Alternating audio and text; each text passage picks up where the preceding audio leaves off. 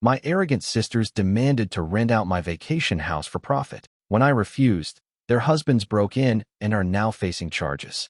This story was uploaded to my channel months ago, but there are new updates that might interest you. I'll leave the timestamp in the description so you can skip the old parts. My demanding sisters wanted to rent out my vacation home for profit. When I said no, their husbands broke in, and now they are facing charges. This happened today.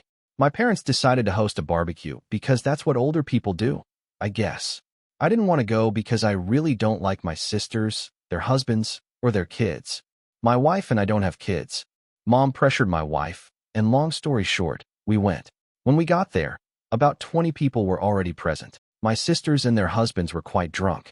My mom was busy trying to control the nieces and nephews, who are aged 7 to 11. My dad was relaxing in the whirlpool part of the pool with a small cooler full of beers. My wife and I made small talk with various people, ate food, and had a frozen margarita. My sisters and their husbands criticized us for being late, not being in swimsuits, and ruining the vibe. It was a typical suburban summer get-together. After about 45 minutes, 2 children came up to a neighboring guest who was relaxing by the pool and shoved her in. She only got halfway soaked since she stumbled in without falling. Despite being obviously displeased, she didn't raise a fuss. She simply approached the parents, took their towels, patted herself dry, and walked away. My sisters and their spouses found the whole thing enjoyable. A while later, while I was talking a few steps from the water, from the corner of my eye, I noticed 3 children sprinting towards me. I was, of course, their next target. I was able to outsmart the little children, so I quickly moved to avoid them. They all 3 sprinted headlong into the swimming pool. The majority of the attendees, including my spouse and I, burst out laughing, but their inebriated mothers became really alarmed. Despite being dressed in swimwear, it seemed that 2 of the children were incapable of swimming. I took a back seat and allowed others to fish the kids out because I was not wearing swimwear. The children cried as if they had lost a leg. It was at that moment when chaos ensued. The 4 inebriated parents were screaming at me specifically and at everyone else for almost letting their children die. Not to mention the fact that 2 of the children had been using their parents' iPhones to record the stunt, which were now submerged in the pool. In an attempt to recover the phones, one of my brothers-in-law entered the pool, but his BAC and BMI prevented that, not surprisingly. Since my sisters were still bitching at everyone, no one else offered to help. I informed my sisters that it was their duty to watch over their children and that they would be in charge if something had happened to them, rather than me. Both sides used some really heated language. After the second brother-in-law fell, face-planted, and yelled at us, my wife and I departed. They now claim that I am the bad guy because, according to them, I allowed the little pricks the opportunity to try and throw me into the pool, enjoy themselves, and ultimately break their phones. As an aside, Dad naturally never managed to escape the maelstrom. Oops. Pertinent remarks. I understand that they're just kids having fun, but their behavior reflects more on their parents than on them. I regret going to the gathering. Although it's nice to see my parents and their neighbors, I really dislike my sisters and their husbands. They openly show their envy towards us, and being around them is exhausting. More about why I don't care for some of my family. My relationship with my sisters has always been strained, like oil and water. They are 8 and 10 years older than me, and I've never been close to them. I also don't have much in common with their husbands. While they are decent guys, our interests don't align. Both my sisters are stay-at-home moms, and their husbands earn good money, with one making significantly more than I do. In contrast, my wife and I have professional careers and no children, which allows us to be more financially responsible. This results in us having more investments and the freedom to take nice trips once or twice a year. This disparity seems to bother my sisters and their husbands, leading to ongoing petty behavior from them. My wife and I generally don't enjoy their company, which is why I wanted to avoid the get-together. However, my wife is a positive person and usually happy to see them. Hopefully, next time she won't feel pressured into attending. My wife is much more tolerant and forgiving towards my siblings than I am, but based on her comments on the way home, I think she's also reached her limit with them. Your dad sounds awesome. Yes, my dad is very laid back. He enjoys being around people, having worked in sales, and he likes to see everyone having a good time. He's really enjoying his retirement. He and 2 friends just sat and watched the chaos unfold. My mom is great too, but the situation upset her. The kids were fine by the time I left. They were inside watching TV. They are 7, 9, 10, 10, and 11 years old. The middle three were the ones who tried to push me into the pool.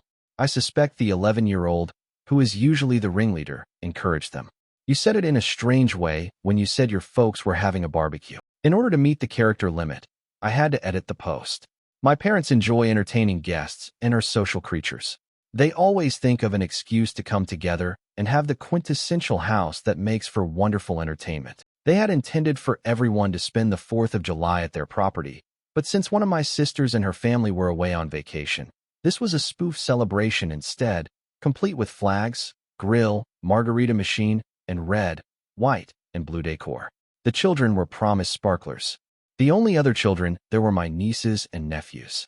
Like my parents, all of the neighbors are elderly. An update was posted on August 17, 2023, about a month later. To start with, my parents told me that all my nieces and nephews are great swimmers, and they often use the pool.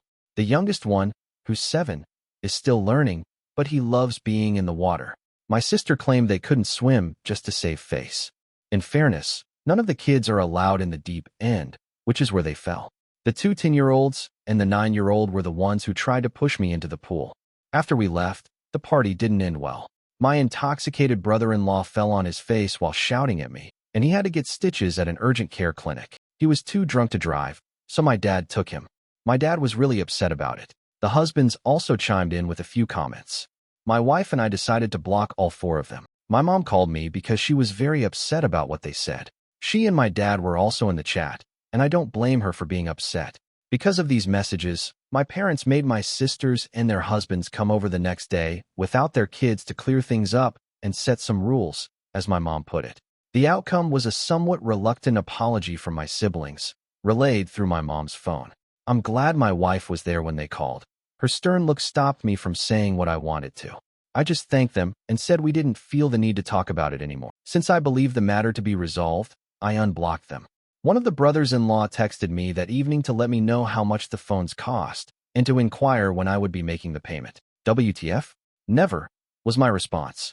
I took a screen grab of his message and sent it to my parents along with a note stating that we were finished with this absurdity. We are cutting all ties with the sisters and spouses, including invitations to future holidays and get-togethers where they might be invited. I then blocked the sisters and their husbands once more. At that moment, things really went south. Dad phoned them and gave them a piece of his mind. Among other things, he told them that the grandchildren were not allowed at his house for an unspecified period. This was a big deal, as my mom often babysits for free, so it shook them up. He also forbade them from using the vacation house and revealed that my wife and I were the actual owners, not him and Mom. This news shocked them. Both of my sisters' families frequently used the place, even inviting their friends for weekend trips. This behavior was very unusual for my parents. They'd clearly had enough. Just for clarity, I never wanted my sisters to know we owned the place. We bought it for my parents, as they'd always dreamed of having a mountain home. Keeping the ownership a secret was just a way to prevent drama with my siblings. A few days later, my sisters and their husbands showed up at our house unexpectedly to apologize in person. We were out for dinner, and they left a note. One sister also tried to call me at work. I let it go to voicemail. We've decided that cutting contact is the best move for the foreseeable future and haven't interacted with them for over 3 weeks now. As far as I'm concerned, I'm done. They can take a hike. Relevant comments about our life now. It's been less than a month, but I must admit that blocking them has made our lives significantly more peaceful. I hadn't noticed how much constant minor drama they cause. They're not toxic or bad people, just exhausting and petty. Personally, I don't mind them using the vacation home. Technically, it's ours, but we bought it from my parents. They manage it and decide who uses it when they're not there. We cover all the operating costs and taxes. A positive outcome from this conflict is that we now have a plan for the property when my parents get older. I was ready to take over managing it, scheduling weekends, maintaining it, and so on, but now we know we'll just sell it. If we want to go to the mountains, we'll rent an Airbnb. About my parents. Yes, my parents aren't naive. They're pretty relaxed, though. They believe in letting others live their lives. I think they'll soften their stance soon, but that's their call. We still won't be going to any family events for a while. What's tough for my sisters is that they're likely very worried that I'll stop them from using the cabin. I won't. That's up to Mom and Dad until they get older. and it squashes one of the sisters' dreams of building a cluster of homes when we inherit the property, which I've known about for a while and have just ignored. Normally, the lots up there only have one area that can be built on, but this piece of land is much larger because it's at the end of a road. At least 3 houses with great views could be built on that land. They're not truly remorseful. They just want something from you. I completely agree. Their apologies don't seem genuine, and I don't plan on associating with them in the near future.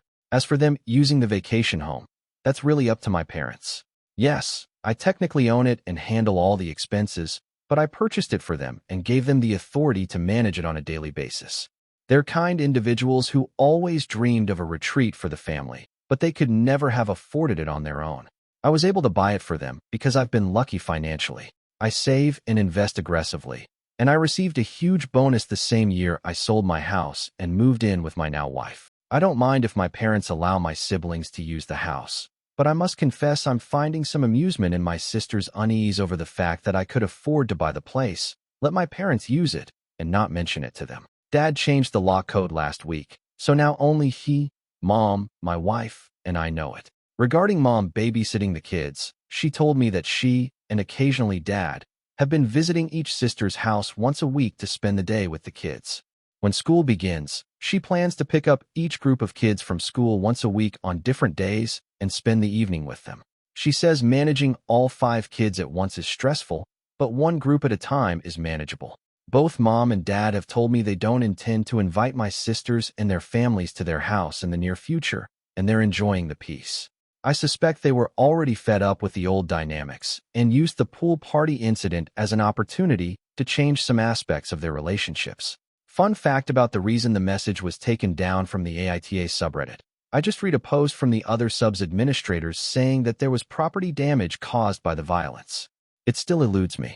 I suppose it's the phones getting destroyed. Further updated on August 26, 2023, 9 days after the last post. Well, these past few days have been intriguing, though that was more of a fart than what's happened this week. I believe the shit had already struck the fan. I need to give you some financial background so that this makes sense. My parents have always struggled with saving money. I've been handling their taxes for years, so I'm well aware of their financial situation.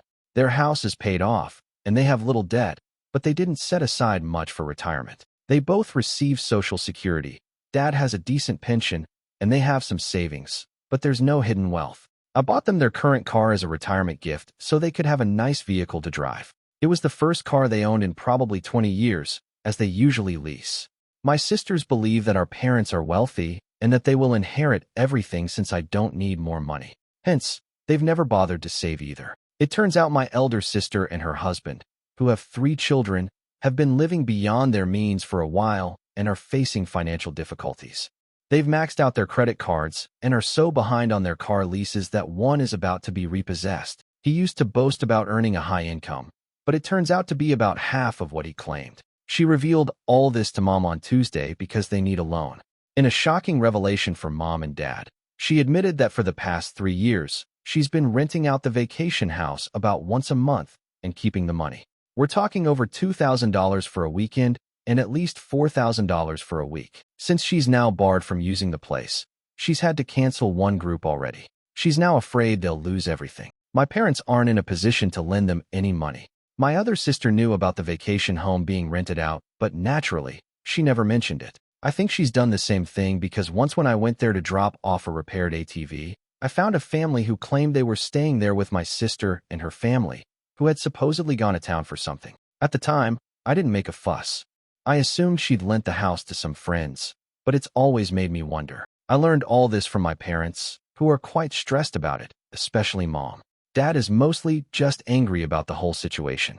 I know Dad feels let down, and I guess he's embarrassed that he can't help his daughter out financially. He did emphasize that as long as he has a say, the girls won't be using the vacation home anytime soon. My parents updated me because they thought my sisters would try to persuade me next, and they were correct. On Thursday, my sisters showed up at our doorstep once more, this time sans husbands, and lingered outside until I returned home. I was left with the options of engaging in a public spat with them, risking a spectacle if I entered without them, or inviting them in. I chose the latter. The elder sisters spun a tale, with the younger one nodding in agreement. about why it was crucial for them to regain access to the mountain house instantly. They also accused me of being a lousy brother and insisted I should shoulder the responsibility of their kids' college education because that's what family does, according to them. I let them present their narrative. Then I confronted them, armed with the information my parents had shared. Things spiraled out of control then.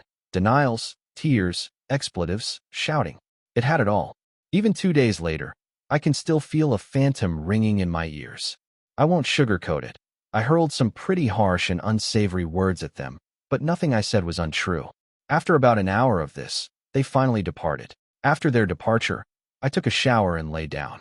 When I woke up, my wife was back home, and her opening remark was about how she had to block even more numbers because my sisters had started bombarding our phones from new ones. My parents sent me a message yesterday asking me to give them a call. I'm certain my sisters have relayed their version of events to them, but I don't have the energy to revisit the whole saga just yet. I'm typically quite lively, but this drama has left me feeling drained. I mustered just enough energy today to drive up to the vacation house and secure the entrance gate with a padlock. I'm the sole key holder. I suspect this will be sufficient to deter my siblings from trespassing. They'd likely collapse attempting the 400-yard uphill trek to reach the house. Updates after the old video post.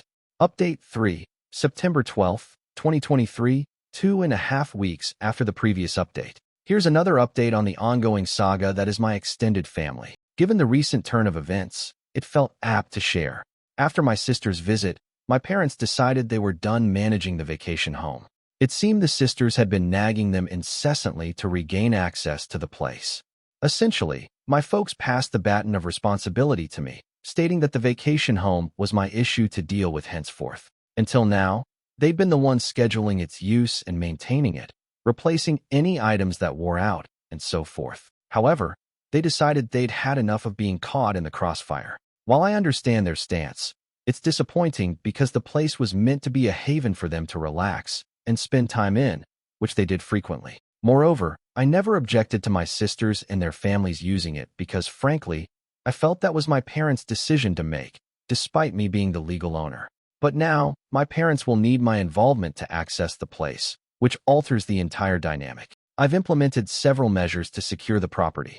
As previously mentioned, I locked the gate with a heavy-duty chain and the sturdiest lock I could find. I also reset all the door keypads and generated new codes. As of yesterday, security cameras have been installed, which is quite exciting, especially since the installer persuaded me to fit a high-resolution one overlooking the valley. Although the system set me back more than I anticipated, the sense of security it brings is invaluable. The installer also posted signs around the property indicating it's under video surveillance. Additionally, I installed a robust lockout for the water shut-off drain valve. I sincerely hope I don't misplace the keys, as removing it will be a massive pain. Other than my wife, no one knows about the water being locked off, and only we possess the keys. Last week, I received individual calls at my office from both brothers-in-law, each attempting to persuade me to allow them to continue using the house as they had been. The elder one had taken some friends up for a guy's getaway, but found himself locked out due to the gate lock. He was understandably upset and embarrassed. I suspect he would have broken the lock if he'd been able to. Throughout his call, he oscillated between being assertive and playing the victim. At one point, he even threatened to tear the gate from its foundations. He confessed that they'd been leasing the house to a few acquaintances, claiming they needed the income, accusing me of sabotaging their venture, and demanding I reimburse their guests. Bizarre. I wish I had recorded our conversation, but I'm not familiar with how to do that on an office phone. The other brother-in-law, on the other hand, seemed to be calling on my sister's behest and didn't put up much resistance when I informed him he should not anticipate using the property again. Regardless, I reiterated to them that they're no longer permitted to use the house and asked them not to inquire again. At this juncture, I'm contemplating selling the vacation home. My wife and I won't utilize it enough to warrant keeping it, and it's unlikely we'll be hosting any family gatherings there in the foreseeable future. I broached the idea of selling it to my parents, and their reaction was essentially, whatever. I'd make a substantial profit from the sale. The property comprises 3 lots with breathtaking views and is situated at the end of a private road. But I'll likely hold off on selling for now. Making such a decision now would be emotionally driven. Currently, my sisters and I aren't on speaking terms, and I have no intention of reaching out. I'm unsure of their relationship with my parents, and I prefer not to know. On a brighter note, we enjoyed an evening out with my parents last week at a new restaurant, which was quite pleasant. Thankfully, no one broached the subject of this ongoing drama. Mom did share updates about the nieces and nephews. She's been visiting them at their homes. I apologize if this update lacks the humor or triumphs of previous ones. That's just how life is sometimes. Update post 4. 1 month later, on October 16, 2023. A few individuals have requested an update. You may now proceed. I employed a worker to oversee and maintain the vacation house. He looks after his parents, maintains a large number of properties, and resides in the region. While some are weekend homes similar to ours, others are holiday rentals. Every week or two, he physically checks on the premises and has access to my video feeds. He could have the best job in the mountains, in my opinion. He is paid to take his dog for drives, explore the houses on foot, and spend time on people's decks whenever he pleases. Additionally, he has a feed from a camera located close to the beginning of the private road, which records still images each time a car passes by. In addition, he will perform routine upkeep and repairs for an hourly fee of $450 each month. Plus, he's buddies with every deputy under the sheriff. He sends pictures from his walks to everyone once or twice a week and says that doing this has given him a lot of peace of mind. I must admit that I adore my folks. They told me all of this tonight during dinner. My sisters were putting pressure on them to insist that I host Thanksgiving at the vacation home for everyone. For the family, Thanksgiving had become quite the custom up there. My wife and I only get to go once every 6 years. My dad knew I would say no, so he decided not to worry me about it. They devised a brilliant plan, in my opinion. They said they would host the Thanksgiving get-together and would rent an Airbnb in the mountains if everyone divided the money in advance. If not, one of the sisters may celebrate Thanksgiving at their house, or they would have it there. The middle sister was all for doing the Airbnb, but the eldest sister doesn't have any money. Thus, this led to a fight between the sisters. The time to commit to Airbnb is no longer available. Thanksgiving will undoubtedly be spent at my folks' house. We are not going to be present. For the time being, my parents have requested that we not sell the property. They agreed that although they would like to use it from time to time, they wouldn't until my sisters had adjusted to the new normal. Naturally, they would prefer it if everyone could reunite there in the future, but it is simply not going to occur at this point. I'd much rather sell it and move on, but if my parents do occasionally use it, I can live with it. Furthermore, its value will increase in the future. My spouse and I haven't kept in touch with my sisters or husbands. For the benefit of our parents, both sisters have called from new numbers, damn you Google Voice, and left messages requesting that I meet with them to figure out how we may all use the family vacation house. They also gave my wife a call. I'm relieved that I already have the practice of not picking up the phone when I don't recognize a number. Sincerely, I have no idea if they are insane or if they believe they can intimidate me into granting them access once more. Really, I don't care. My parents have informed me that the eldest sister and her spouse are selling their jet skis and other unnecessary items, as well as getting out of the leases on their big-ass truck and SUV. That will be really difficult for her. She will not appreciate being seen in something smaller, older, or less expensive because she is a real show-off. The identity of my brother-in-law is closely linked to his truck as well. His minor tattoo of the truck company's insignia is another reason he and I never got along, to be honest. It has been proposed by several that I turn the holiday house into an Airbnb. I have no intention of doing so anytime soon. Although I am aware that it would be profitable, my parents would be stressed out, and there would be a great deal of tension in the family. They don't require it. Also, taking out the personal items my parents have there would be a pain. There would be deterioration on the property and nowhere to put such stuff. Even though I would utilize a manager to handle it, I'm sure it would take some time on my end. I don't think it's worth it. November 27, 2023, an update post 5, 1.5 months later. Most of this was written yesterday, but I wanted to wait to publish it till I wasn't so stressed. Waiting was ineffective. I'm still tense. I apologize for the rambling. It's difficult to write clearly after all that has happened. Everything has gotten really bad. I sincerely did not anticipate that anything similar would occur. Condensed version. After breaking into my vacation house, my brothers-in-law were taken into custody. They are accused with Class 1 misdemeanors, including breaking and entering, damaging property, and making threats. I won't back down from the accusations. If I get compensated in full for the harm they caused, I could follow through. As of Saturday night, they remained in custody. By now, I assume they're out. I thought that everything had calmed down. My sisters haven't been in contact with me or seen me in over 6 weeks. My parents enjoyed their week-long visit to the residence. My hiring of a property manager, Mike, has gone really well. He completed a few of the repairs I asked him to, and I've given him a list of things he has to finish. I was kind of wishing I could go up there because he normally sends his clients a picture or two of wildlife or a sunset each week. My brothers-in-law visited my holiday house on the Friday following Thanksgiving. The driveway gate was harmed when they used an angle grinder to break through the chain. They damaged the lock set and severely gouged the door in their attempt to enter through the front door. Eventually, they were able to enter through a locked interior door and the utility floor door. I have no idea why, but they also broke into the barn. Mike and the sheriff's deputies met them as they exited via the front entrance. When there's movement, Mike receives notifications from the camera system. When he realized what was happening, he dialed the sheriff's office. According to Mike, the brothers-in-law tried to talk their way out of it, but the deputies didn't believe them. Breaking into an empty house is taken very seriously there. Usually, it's meth addicts who ransack the place and sell everything. When the brothers-in-law were arrested, they freaked out and threatened to beat me up, which was not smart to say in front of the cops.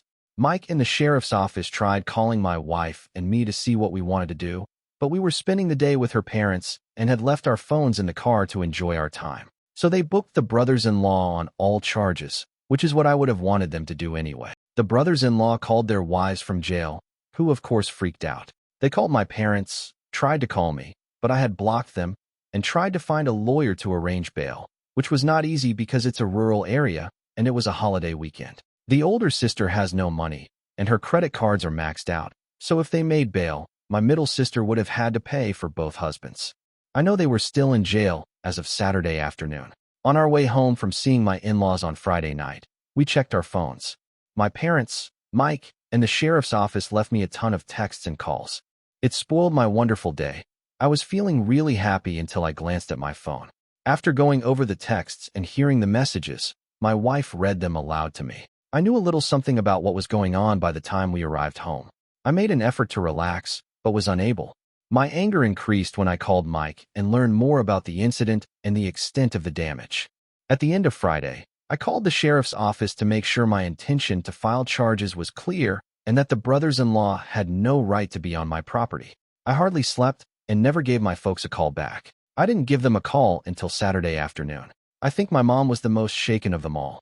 My sisters had put pressure on them to persuade me to withdraw the accusation and tell the police it was all an error. I vehemently objected, stating that I wouldn't proceed until I had spoken with a lawyer and received full payment for all repairs. By the time we hung up, my mom was crying uncontrollably, which made me feel awful. In addition to saying he believed they should make amends for the harm, my dad proposed that it was time for a total makeover. There's nothing I can do about it, so I haven't gone up to the property yet. When I see the damage in person, I'm sure I'll get even more unhappy. The pictures are already awful. Although my employer doesn't allow me to take time off for non-emergencies, I was planning to travel tomorrow or Wednesday. I've sent letters to 2 of my friends who are attorneys requesting their recommendations for the best attorneys to pursue my sisters and brothers-in-law. I'm attempting to obtain restraining orders, but I'm not sure precisely what I can do. It might help that I have all of their texts. For the money they made renting the space, I'm thinking of suing them. The money is irrelevant to me, but it will help ensure their maximum misery. Definitely taking off the gloves now. 2 other points of interest.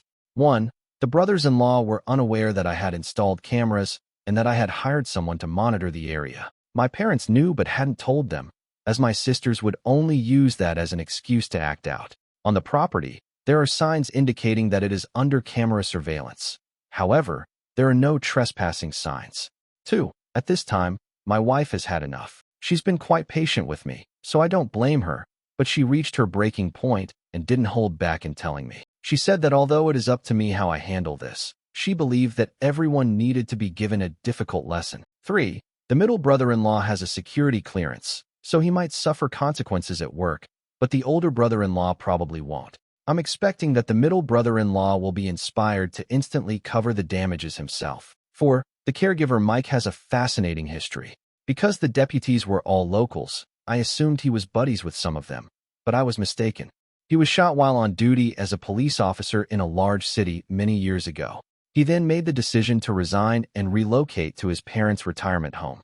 The encounter has left him with some PTSD. Typically, he is accompanied by his dog, which is a licensed service animal. I suppose he became buddies with the deputies because law enforcement personnel have a tendency to stick together. 5. For the rest of my life, I refuse to see or interact with these assholes.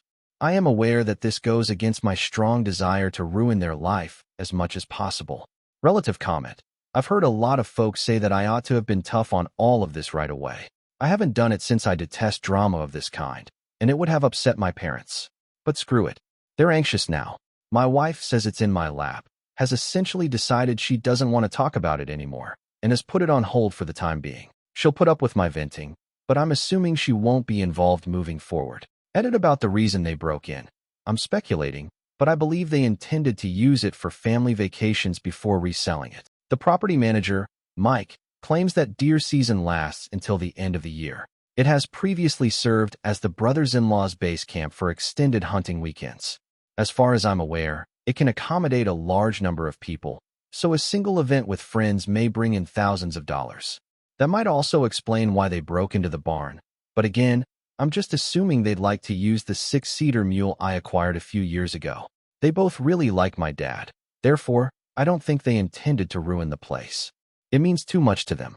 December 2nd, 2023, update post 6, 5 days later. Though a lot has transpired in the last 2 days, I didn't anticipate writing another post this quickly. In summary, I believe that this garbage has finally come to an end. An envelope arrived at my office on Thursday afternoon from a courier. There was a $5,000 cashier's check and a signed letter from both of my brothers-in-law inside. There was a heartfelt apology in the letter.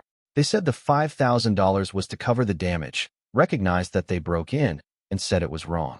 They also agreed not to visit the vacation house unless my wife and I asked them, and to pay extra if needed. They also said they might lose their employment, so they requested me to assist in getting the charges dropped as quickly as possible. They consented to any further necessary actions, such as a restraining order. The remainder of the letter was likewise amicable. To put it mildly, I was taken aback. Their current behavior has completely changed from what it was previously. I had already made an appointment with a lawyer to talk about obtaining a restraining order and filing a lawsuit against my brothers-in-law for the damages.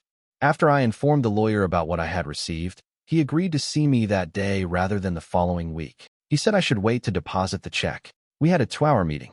With regard to the 4 of them, the sisters and brothers-in-law, he suggested that my wife and I reach a settlement and draft a mutual release agreement. He said that even though we would probably win if we filed a lawsuit, it may take more than 2 years, cost a lot of money in legal expenses, and we might never get paid.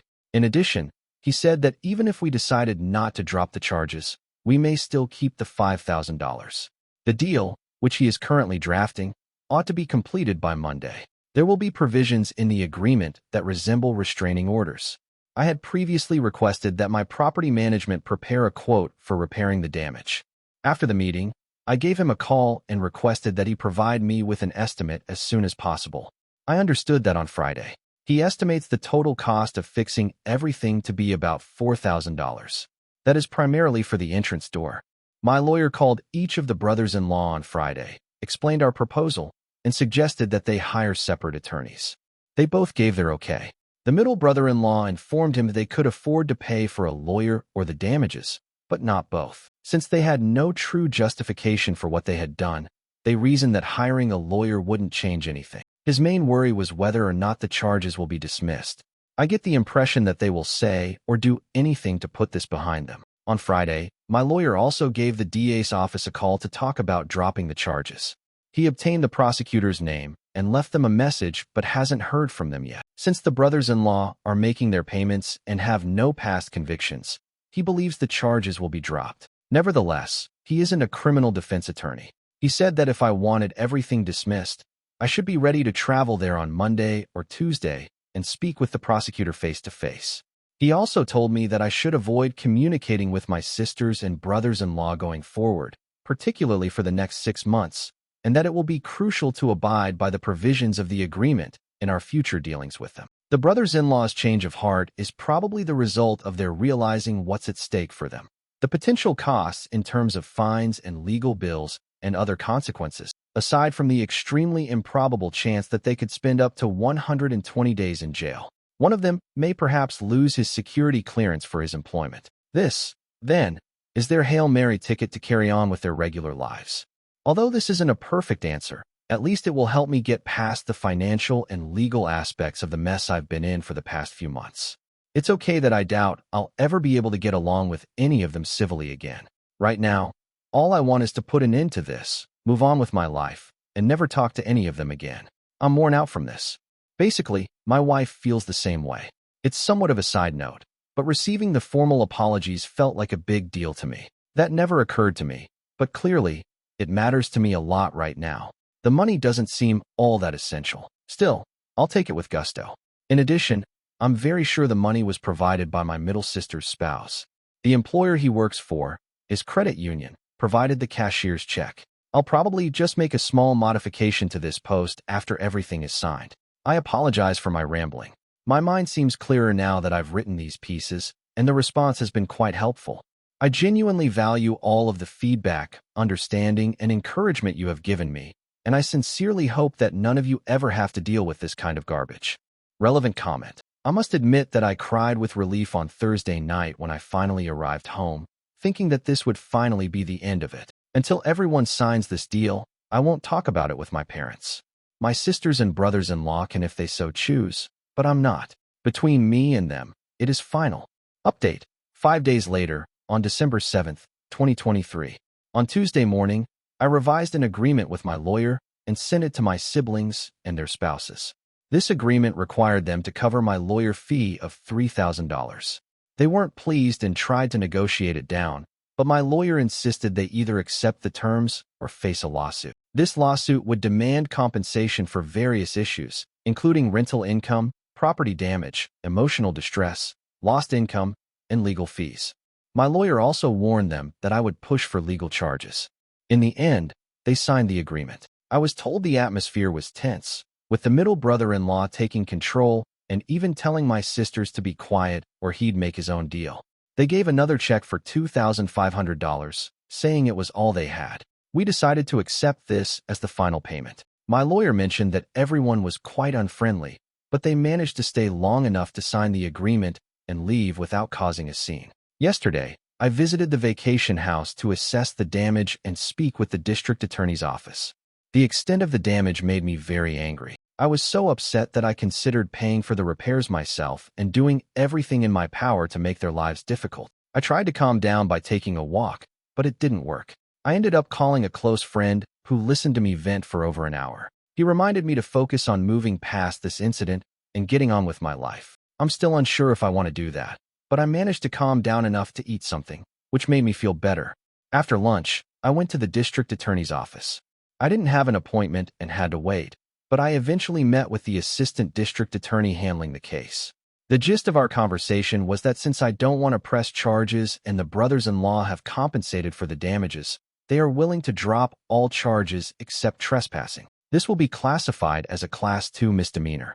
The brothers-in-law will have to plead guilty and pay whatever fine the judge decides. I was also informed that if they contest the trespassing charge or break any rules, they will face serious consequences.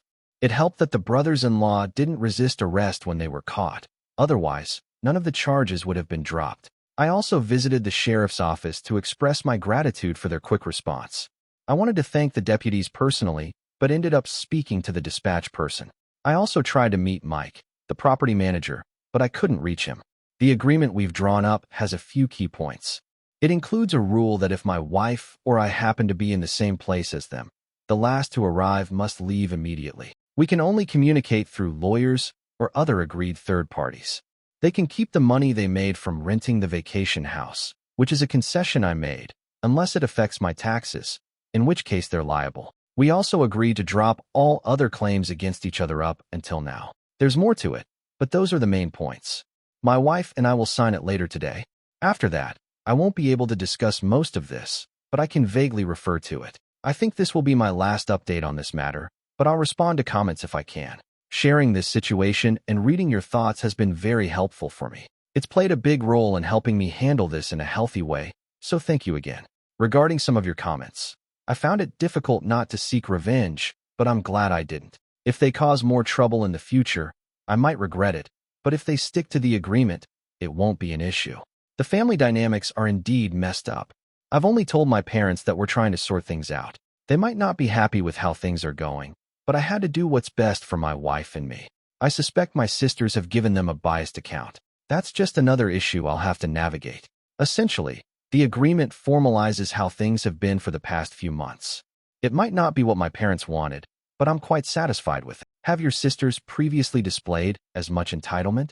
Not really, not in my direction anyway. We weren't particularly close, but we weren't adversaries either. When I bought a loft when I was 25, they became resentful of me. Looking back, they didn't have a house at that time, but they had both met their future spouses. It was evident that they were upset that I had moved in before them. When I met my wife, it became worse. They took offense that she came from an affluent family, particularly because I was doing fairly well for myself at the time. They said that I was arrogant and other things. My wife and I moved in together after we were married. I sold the loft, and her condo was near to where she was completing her fellowship. Our wedding was elegant but affordable, and the sisters were very jealous. They and their husbands became very petty after that, and we stopped spending as much time with them. I was able to purchase my parents' vacation property thanks to my thrifty lifestyle, the money I made from selling my loft, and the lack of a house payment. My parents were fine with my keeping the ownership a secret, as they knew my sisters would be upset and accuse me of misusing her money. I didn't. We manage our money separately for the most part. However, it was helpful that I didn't have a mortgage. I really thought we were doing great overall until this garbage started. I didn't think they despised me, even though our daily lives were, and still are, so different. And I can't claim I enjoy spending more than half a day with them. I had no major problems with my brothers-in-law, but I was aware that both of my sisters had turned into somewhat entitled and spoiled people. We simply don't have much in common with them. Alright, so that's just a fancy way of saying I had no idea they were all such assholes. Finally, I would want to say that my little fantasy right now is that I never hear from them again. Thank you for watching. If you haven't subscribed yet, please do so and hit the notification bell to stay updated with more shocking real-life stories happening around you.